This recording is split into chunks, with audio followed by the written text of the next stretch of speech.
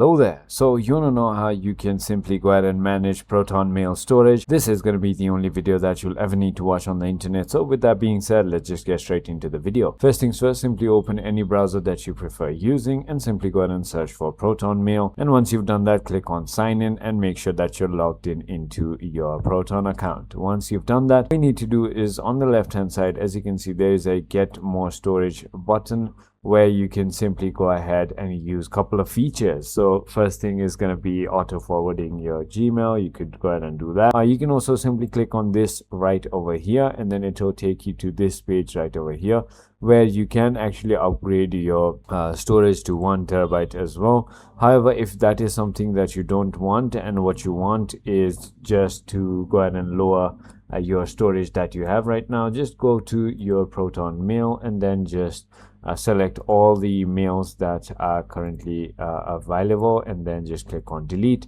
And once you've done that, also delete them from your trash as well. So that is about it. Once you delete enough mails, you will have some storage. I hope this video was helpful to you. If it was, hit that like button and I'll see you on the next one.